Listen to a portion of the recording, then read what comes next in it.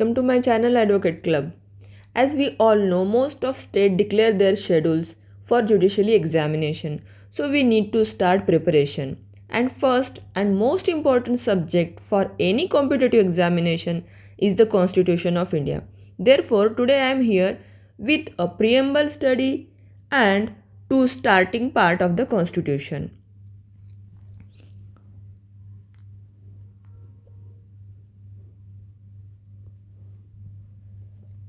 The preamble to the Constitution states the project, object which the Constitution seeks to achieve and promote.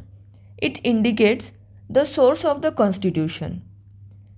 It acts as philosopher and guide to DPSP, that is, Directive Principle of State Policy.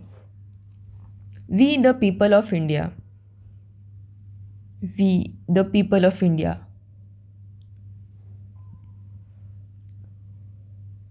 The people of India are sovereign because it is the people who have adopted, enacted, and given to themselves the constitution. That is the we the people of India. And social, secular, democratic republic. The third second word, socialist, secular, is added after the 42nd amendment, friend. Sovereign, democratic, and republic is there.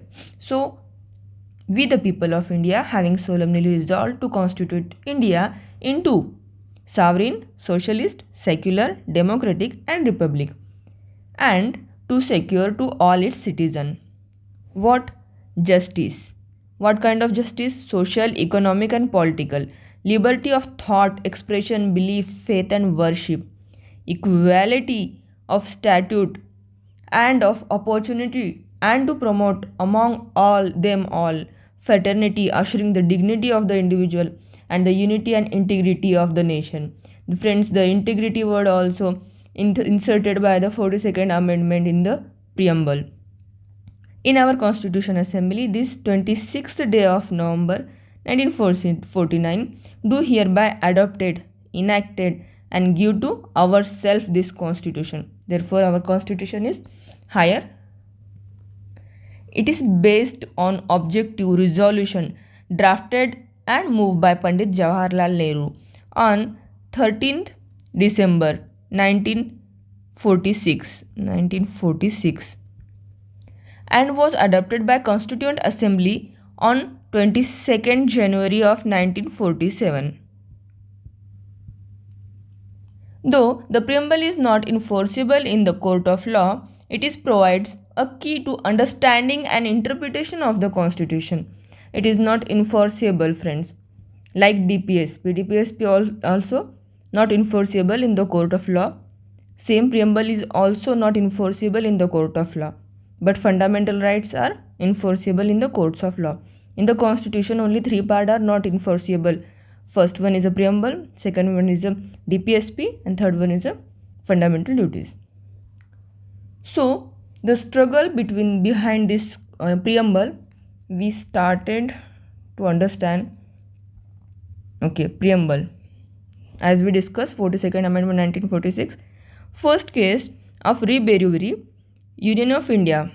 The first case is said that preamble is not part of the constitution. Hence, it is not amendment. But after that, Keshwananda Bharati basic structure theory was introduced in the Keshwananda Bharati case, and in the Keshwananda Bharati it is enumerated that preamble is a part of the constitution, hence it is amendable. So after the Keshwananda Bharati, we amend our preamble and added these two words. And what is the meaning of these 5 words, friends, which is most important in preamble? First one is sovereign. Sovereign means free from all external controls. Next one is socialist. Socialist means it is mixture of democracy and socialism. Third word is secular. Secularism means accept all religion. India is neither anti-religion nor suggest separation of state and religion. It is not based upon the total neutrality towards religion, but it is based on equal respect for all religions. Next one is democratic. Democratic means equal economic and political opportunity to all of the member of the society. And last 5 number word of the republic is not hereditary, rather elected, where executive head of state is not hereditary rather than election. So friends, हम सब ने देखा कि ये 5 words जो हमारे लिए बहुत ज़्यादा इंपॉर्टेंट है प्रीएम्बल में, जिसमें से 2 वर्ड 42nd अमेंडमेंट में ऐड किए गए थे, बट इसके पीछे के जो अनटोल्ड स्टोरी है फ्रेंड्स, उसमें किस तरह से अमेंड किया जाना चाहिए, प्रीएम्बल पार्ट है भी कॉन्स्टिट्यूशन का या नहीं, इस पर बहुत बड़ा स्ट्रगल चला था. तो पहले केस आया था रिबेरुबेरी का वर्सेस यूनियन ऑफ इंडिया, जिसमें बताया गया था कि preamble is not part of the Indian constitution, इसलिए वो अमेंड नहीं किया जा सकता. But thereafter Kesavananda Bharati का केस आया, जो हम सभी जानते हैं बहुत ज़्यादा इम्पॉर्टेंट है हमारे लिए as to the study of constitution. And उसी केस लॉ में बताया गया था कि ये पार्ट प्रीएम्बल है जो पार्ट माना जाएगा कॉन्स्टिट्यूशन का, एंड इसको अमेंड भी कर सकते हैं. बट बेसिक स्ट्रक्चर की जो थ्योरी थी वो इसमें इनुमरेट की गई थी एंड स्टार्ट की गई थी. एंड उसके बाद ये 2 वर्ड इंसर्ट किए गए थे, रेदर देन 3 वर्ड बोल सकते हैं हम, जो 42nd अमेंडमेंट में इंक्लूड किए गए थे. प्री का क्वेश्चन इस पे से बनता है फ्रेंड्स. इसकी सीक्वेंस पूछी जा सकती है SSSDR याद रखना है हमको, इसकी सीक्वेंस पूछी जा सकती है. या इस तरह से भी, ये तो क्वेश्चन आ चुका है लास्ट बहुत सारे क्वेश्चन पेपर्स में, तो मे भी पॉसिबिलिटी है कि इस तरह से इन चारों की सीक्वेंस भी पूछी जाए, justice, liberty, equality and fraternity. तो आप इसका भी ध्यान रखिए फ्रेंड्स. एंड नेक्स्ट वन जो है, वी अडॉप्टेड कॉन्स्टिट्यूशन ऑन 26 नवंबर 1949, जिसको हम कॉन्स्टिट्यूशन डे के नाम से चलाते हैं. एंड कमेंसमेंट कब है हमारे कॉन्स्टिट्यूशन का? 26 जनवरी 1950, जिसको हम रिपब्लिक डे कहलाता है. रिपब्लिक डे जिसको हम हमेशा 26 जनवरी को मनाते हैं, उसको रिपब्लिक डे कहा जाता है. कॉन्स्टिट्यूशन डे का एक क्वेश्चन बहुत सारे प्री के प्रीवियस पेपर में आ चुका है फ्रेंड. कॉन्स्टिट्यूशन डे यहाँ कन्फ्यूज़ होता है कि 26 नवंबर और 26 जनवरी कौन सा है, तो प्लीज़ इसको रिमाइंड रखिएगा फ्रेंड्स. नेक्स्ट वन है, ये कितने ईयर में बना था? It takes 2 years 11 months 12 days. And doctor Ambedkar was chairman of the drafting committee. जो ड्राफ्टिंग कमेटी बिठाई गई थी कॉन्स्टिट्यूशन के लिए, उस ड्राफ्टिंग कमेटी के जो चेयरमैन थे वो डॉक्टर अम्बेडकर साहब थे, BR अम्बेडकर. एंड राजेंद्र प्रसाद जो थे was first chairman, and Sachchidananda Sinha was appointed as a first holding chairman. इसको ऐसा क्यों बोला गया first chairman first holding chairman? Because Rajendra Prasad जो थे वो, जिसको हम प्रोटेम्प्ट स्पीकर भी कहते हैं, जो सीनियर मेंबर ऑफ हाउस होता है उसको अपॉइंट किया जाता है उतने वक्त के लिए जब तक कि वो इलेक्शन के बाद जो मेन अपना चेयरमैन है उसको सेलेक्ट नहीं कर देता. तो उस एक दिन के होल्डिंग चेयरमैन को जो बोला जाता है, प्रोटेम्प्ट स्पीकर भी कहा जाता है, वो थे Rajendra Prasad sir ji. And उसके बाद उनके इलेक्शन के बाद सच्चिदानंद सिन्हा जो थे वो परमानेंट होल्डिंग चेयरमैन बने थे फ्रेंड्स. तो ये था first part of the constitution, preamble of और कॉन्स्टिट्यूशन. अब इसका जो पहला पार्ट स्टार्ट होता है फ्रेंड्स हमारे कॉन्स्टिट्यूशन का, वो होता है कुछ इस तरह. सॉरी फ्रेंड्स, उसके पहले हम एक और पार्ट देखते हैं जो है शेड्यूल का. जैसे हम सब चूल जानते हैं फ्रेंड्स कि हमारे कॉन्स्टिट्यूशन में 395 आर्टिकल्स है, 22 पार्ट है, 22 पार्ट्स ओरिजिनली, एंड जो शेड्यूल्स हैं वो है 12. ओके फ्रेंड्स, तो इसमें से जो 395 में मेन जो आर्टिकल्स थे वो 395 थे, बट उसमें बहुत सारे अमेंडमेंट हुए हैं जो अब 450 के अबव जा चुके हैं. लेकिन वो अमेंडमेंट्स सेक्शन, जिस तरह से आर्टिकल होता है, आर्टिकल में फॉर एग्जांपल 3 हम लेते हैं आर्टिकल, उसमें ए या फिर कोई भी लेते हैं हम, जैसा कि लेते हैं फॉर एग्जांपल 21A अमेंड किया गया एजुकेशन के लिए, राइट. तो इस तरह से जो होता है ना फ्रेंड्स अमेंडमेंट, इस तरह से अमेंडमेंट करके इसको बहुत सारे आर्टिकल ऐड किए गए. बट बेसिकली जो स्टार्टिंग में आया था हमारा कॉन्स्टिट्यूशन, उसमें 395 आर्टिकल थे, 22 पार्ट थे, और पार्ट भी उसके कम थे. अभी इसके पार्ट बढ़ते बढ़ते 22 हो गए, एंड 12 शेड्यूल भी इसके जो थे कम थे स्टार्टिंग में जब आए थे तो, लेकिन अभी बढ़ते बढ़ते उसके शेड्यूल भी 12, जो कि पहले 8 थे, उसको अमेंडमेंट किया गया 9, 10, 11, 12, सो टोटल ये 12 हो गए फ्रेंड्स. तो सिर्फ हम लोग शेड्यूल का एक देख लेते हैं नमूना किस तरह से होगा. शेड्यूल में फर्स्ट शेड्यूल में क्या आएगा? स्टेट एंड यूटी आएंगे. सेकंड में क्या आएगा? प्रेसिडेंट एंड गवर्नमेंट के जो सीट्स है वो आएंगे. उसका पार्ट बी जो है रिपील हो चुका है। पार्ट थर्ड में क्या आएगा, ओथ एंड अफर्मेशन आएगा। फोर्थ में आएगा अलोकेशन ऑफ सीट। फिफ्थ में आएगा फ्रेंड्स का कंट्रोल आएगा किस पे, शेड्यूल एरिया पे एंड शेड्यूल ट्राइब्स पे। सिक्स्थ में आएगा, सिक्स शेड्यूल में जो है हमारे प्रोविजन ट्राइबल एरियाज के जो लिए जो है, जिसमें ये 4 ट्राइबल एरियाज बताए गए हैं, आसाम, मेघालय, त्रिपुरा, मिजोरम, ये भी याद रखिएगा फ्रेंड्स। एंड हमारा 7th शेड्यूल जो है ये 3 लिस्ट के बारे में बताता है। इसमें 3 लिस्ट में union list, state list and conference list. Conference list में union plus state both law बना सकते हैं। यूनियन में सिर्फ जो है यूनियन लॉ बना सकती है और स्टेट में स्टेट लॉ बना सकती है।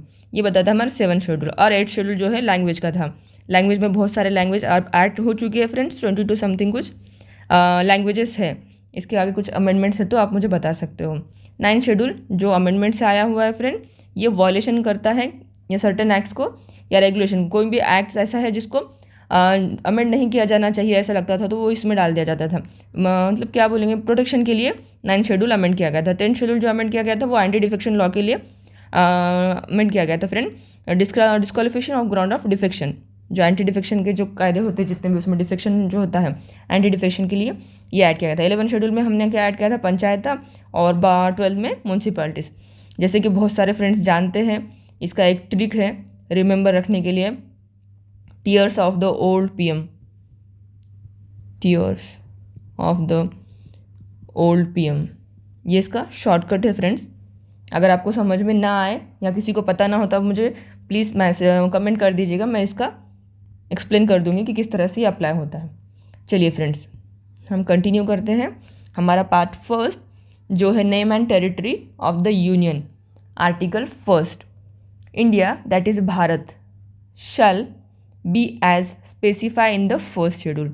Sorry, India that is a Bharat shall be a union of state. तो इम्पॉर्टेंट क्या है फ्रेंड्स, क्वेश्चन क्या आ सकता है प्री में, India is a Bharat. Okay, next MCQ क्या बन सकता है, shall be union of state. ये क्या है, यूनियन ऑफ स्टेट है।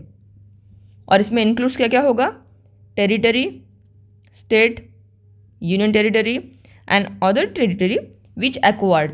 विच एक्वायर्ड मीन्स जो ऑलरेडी स्टेट्स है वो आएंगे और जो यूटीज है वो आएंगे। एंड अदर कौन से आएंगे, जो आर्टिकल 2 एंड 3 में जो एक्वायर करते हैं और एडमिट करते हैं वो भी इसमें इंक्लूड हो गए, ये बताया गया है।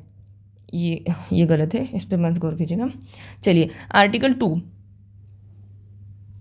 एंड जो आर्टिकल फर्स्ट में बताया हुआ है friend, the state and the territories thereof shall be as a specified in the first schedule. जो फर्स्ट शेड्यूल में है वहाँ पर इंसर्टेड करके रखा हुआ है स्टेट और टेरिटरीज के नेम, वो हो गए। और टेरिटरी ऑफ इंडिया कौन से इंक्लूड होता है टेरिटरी ऑफ इंडिया में, तो ये 3 है friend, state, territory, UT and जो भी एक्वायर होगा।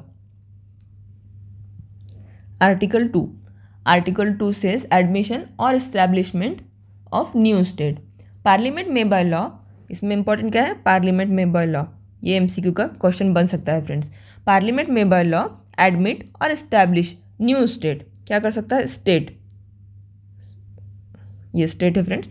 एडमिट क्या कर सकता है, सिर्फ new state, not UT. Okay friends, तो आर्टिकल 2 हमारा बोलता है पार्लियामेंट में बाय लॉ एडमिट और establish new state on such terms and condition as it thinks fit. Article 2 does not refer to the territory forming part of the existing states.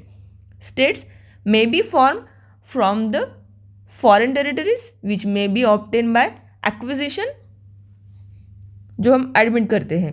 Okay, तो foreign country है, वहाँ से कुछ हमने admit किया बाहर की और उसको पार्लियामेंट में मेबर लॉ स्टेट डिक्लेयर किया, तो वो आर्टिकल 2 में आता है, जो सिंपल मेजॉरिटी से पास होता है फ्रेंड।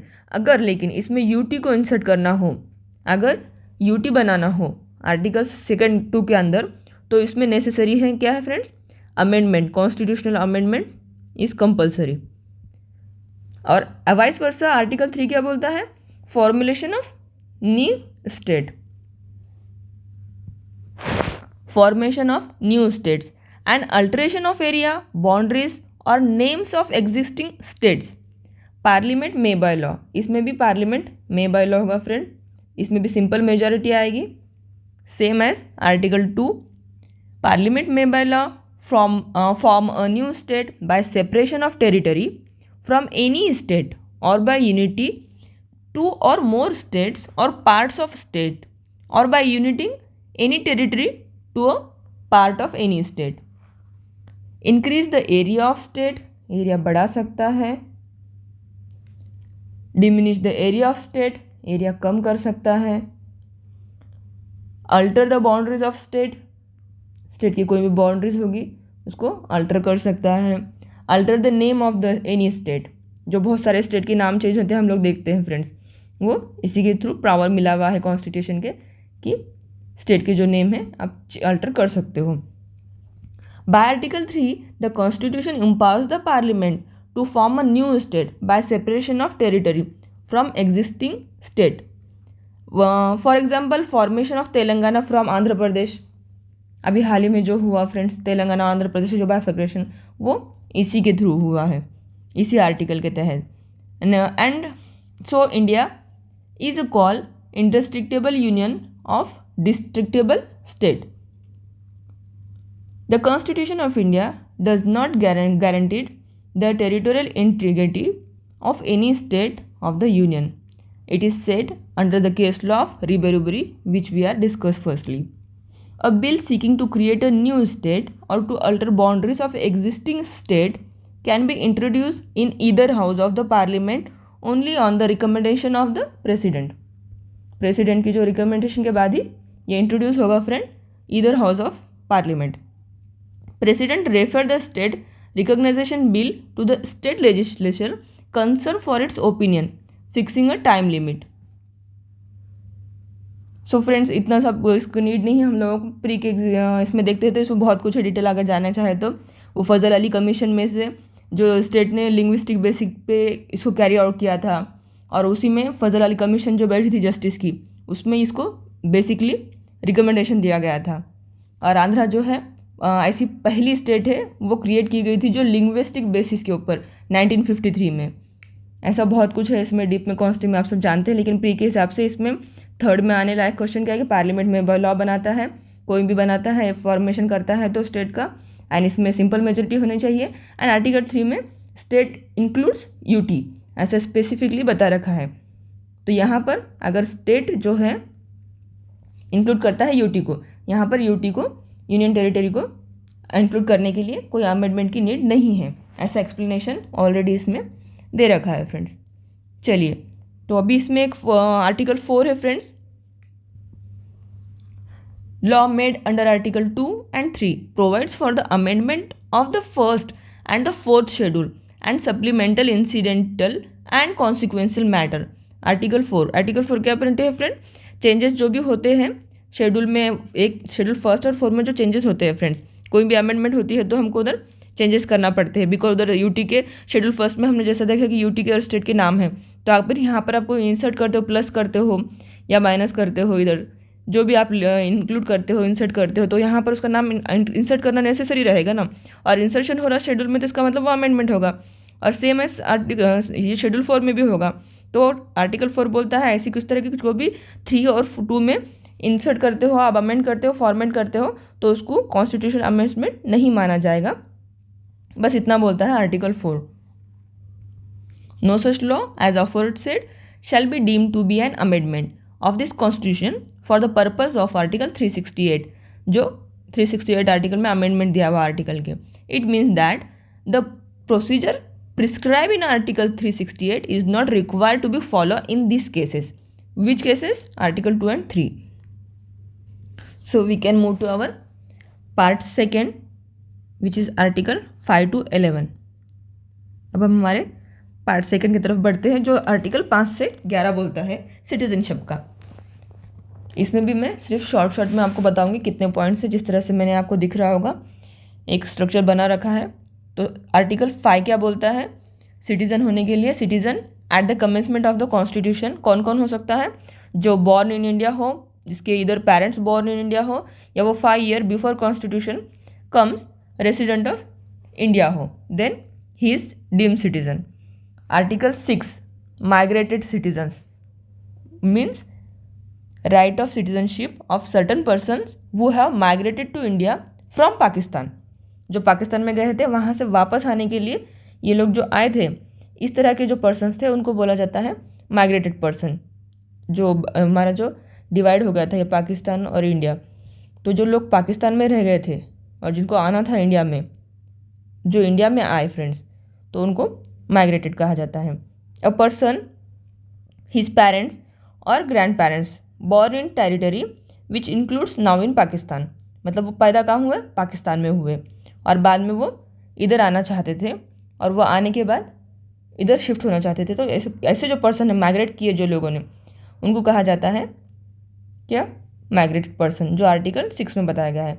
माइग्रेटेड इंडिया बिफोर 1948, इसके पहले जो आ गए उसको हम लोगों ने माइग्रेटेड फ्रॉम पाकिस्तान बताया, पर उनको सिटीजनशिप हमने अलाउ करा दी। आर्टिकल 7 बताता है remigrated person means right to a citizen of right of citizenship of certain migrants to Pakistan.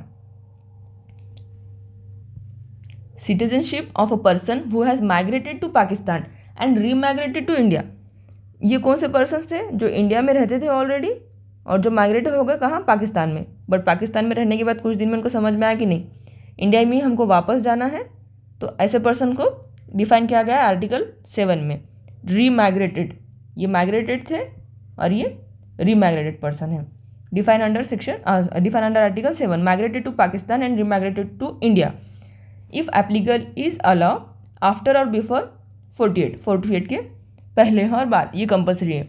क्या बोला गया आर्टिकल में, notwithstanding anything in the article 5 and 6 a person who has after the 1st day of March 1947 migrated from the territory of India, 1947 में वो migrate हो गया India को, to the territory now including Pakistan, shall not be deemed to be a citizen of India provided that nothing in this article shall apply to a person who after having so migrated to the territory now includes in Pakistan has return to territory, कहाँ गया, India में, territory of India, under the permit for resettlement. यहाँ पर उनको क्या करना पड़ता था, लेकिन रीसेटलमेंट का एक एप्लीकेशन करना पड़ता था, परमिट जो होता था वो निकालना पड़ता था कि हमको रीसेटलमेंट करना है वापस आने के बाद, और परमानेंट रिटर्न इशू बाय और under any authority of law and every such person shall for the purpose of clause B of article 6 be deemed to have migrated to the territory of India after the 9th July of 1948, 19th July of 1948। इसके पहले क्या था उनको, लेकिन इसमें ज़रूरी क्या था, जब रीसेटलमेंट करने के लिए उनको एक रीसेटलमेंट और परमानेंट रिटर्न का जो परमिट है वो इशू करके लेना पड़ता था, तो वो रीमाइग्रेटेड इंडिया को उनको इंडिया की सिटीजनशिप दी गई थी फ्रेंड्स। नेक्स्ट है article 8 Indian origin, right of citizenship of certain persons of Indian origin residing outside India, जो इंडिया के बाहर रहते हैं लेकिन उनका जो ओरिजिन था, ओरिजिन मीन्स उनके ग्रैंड फादर पेरेंट्स जो भी थे वो इंडिया के रहने वाले थे और वो शिफ्ट होकर उनके पेरेंट्स उनके ग्रैंड पेरेंट्स शिफ्ट होकर कहीं और सेटल हो गए, तो इस तरह के जो पर्सन होते हैं उनको इंडियन ओरिजिन कहा जाता है फ्रेंड्स। और इसको क्या कहा जाता है फ्रेंड, इंडियन ओरिजिन में कौन कौन आते हैं, NRI जो इंडिया के ही होते हैं, बाहर शिफ्ट होते हैं, एंड नेक्स्ट बनाते हैं हमारे PIO person of Indian origin, जो आर्टिकल 8 में बताया हुआ है। ये जो NRI और PIO हो ना फ्रेंड्स, इसको क्या कहा जाता है, डायस्पोरा। ओके, ये जो पीपल इंडिया के बाहर जाके बसते हैं ना, उनको डायस्पोरा कहा जाता है, ये बताता है आर्टिकल 8 में। चलिए नेक्स्ट है हमारा cease to citizenship, voluntary acquire citizenship of foreign state then the person cease to be citizenship of India. Article 9 क्या बोलता है, person voluntary acquire citizenship of foreign state not to be a citizens, वो citizens नहीं माना जाएगा, उसकी citizenship जो है वो सीज हो जाएगी अगर वो कहीं और फॉरेन स्टेट की, फॉरेन कंट्री की सिटीजनशिप एक्वायर करता है तो। नेक्स्ट वन है article 10 continuous of citizenship, continuous of the right of citizenship, every person who is or is deemed to be a citizen of India under any of the foregoing provision of this part shall subject to the provisions of any law made by parliament continue to be such citizen, वो continue रहेगा citizen बोल के, अगर इसमें बता दिया गया है कि वो सिटीजन है तो वो सिटीजन है। आर्टिकल 11 क्या बोलता है friends, parliament make rules, parliament to regulate the right of citizenship by law make a rules, citizenship act is enacted by parliament. जो भी इसमें बनाया जाएगा फ्रेंड्स, ये क्वेश्चन बन सकता है प्री में, कौन बनाएगा, इसके जो रूल्स बनाएगा वो पार्लियामेंट बनाएगा। और क्या होगा, बाय लॉ होना चाहिए, पार्लियामेंट में बाय लॉ, ये क्वेश्चन बन सकता है। एंड फ्रेंड्स, इसमें केस लॉ था Pradeep versus union of India. In this case there is only one domicile of the country, ये बताया गया था। And friends, the constitution of India confers single citizenship. हमारे इधर क्या है, सिंगल सिटीजनशिप। ड्यूल सिटीजनशिप नहीं है हम लोगों की तरफ। What? The Constitution of India confers single citizenship to the whole of India except Jammu and Kashmir पहले, and which has dual citizenship। Jammu and Kashmir में ड्यूल सिटीजनशिप फ्रेंड पहले थी। After abolition of article 370, Jammu and Kashmir would have single Indian citizenship and will adopt the same constitution as it is for the rest part of the country। तो Jammu and Kashmir जो था पहले friends, 370 article जो हमने abrogate किया उसके पहले वहाँ पर ड्यूल सिटीजनशिप होती थी, लेकिन 370 के बाद जब उसको ख़त्म किया गया उसके बाद अब वहाँ पर भी सिंगल सिटीजनशिप ही। और आगे हम देखेंगे फ्रेंड्स, ओनली सिटीजन्स जो है राइट टू वोट रखते हैं। जो हमारे फंडामेंटल राइट्स है फ्रेंड्स, वो जो आर्टिकल 15, 16, 19, 29 जो 30 है वो सिर्फ सिटीजन्स के लिए है। इसमें जो हमने देखा है सिटीजनशिप में, जो सिटीजनशिप में इनको सिटीजन माना गया है, सिर्फ यही लोगों को क्या है, वोट करने का राइट है, और कुछ फंडामेंटल राइट है जो सिर्फ इन लोगों को ही अवेलेबल है। वो हम लोग आगे नेक्स्ट स्लाइड में, मतलब हमारे नेक्स्ट वीडियो में देखेंगे फ्रेंड्स कि कौन से फंडामेंटल राइट सिटीजन को है और कौन से बोथ को है, सिटीजन और नॉन सिटीजन को। एंड फ्रेंड्स, सिटीजनशिप जो ग्रांट किया जाता है इसमें क्या देखा जाता है, इन सब आर्टिकल के तहत सिटीजनशिप बाय बर्थ है क्या, बॉर्न हुआ क्या वो बाय बर्थ है क्या, सिटीजनशिप बाय डिसेंट है क्या, या सिटीजनशिप बाय रजिस्ट्रेशन है क्या, कोई रजिस्ट्रेशन डीड हुई है क्या, या सिटीजनशिप बाय न्यूट्रलाइजेशन है क्या, या सिटीजनशिप बाय इनकॉर्पोरेटी ऑफ टेरिटरीज। इस तरह के जो 5 प्रकार होते हैं फ्रेंड्स, जो 5 प्रकार में सिटीजनशिप ग्रांट की जाती है। और सिटीजनशिप ऑफ इंडिया में भी लॉस्ट बाय लॉस्ट कब होती है, renunciation of citizenship, termination of citizenship, if a citizen of India voluntarily acquires the citizenship of another country, Article 9, deprivation of citizenship by the government of India। ये 3 प्रकार से citizenship lost हो सकती है एक Indian person. And friends, if a new territory becomes part of India, the persons of that territory become citizen of India. कोई जो part हमने देखा था पहले, एक्वायर कर लिया, एडमिट कर लिया, तो फॉर्मेशन कर लिया न्यू, बाहर फॉरेन का जो पार्ट होगा वो हमने एक्वायर कर लिया, तो वो पार्ट जो होगा उसमें जो सिटीजन्स रहते थे वो सिटीजन्स अब क्या हो गए फ्रेंड्स, वो सिटीजन्स अब क्या हो गए, इंडियन हो जाएंगे ऑटोमेटिकली, उनको किसी रजिस्ट्रेशन की नीड नहीं होगी। So if you like, please share, subscribe friends to promote my channel. Thanks for watching.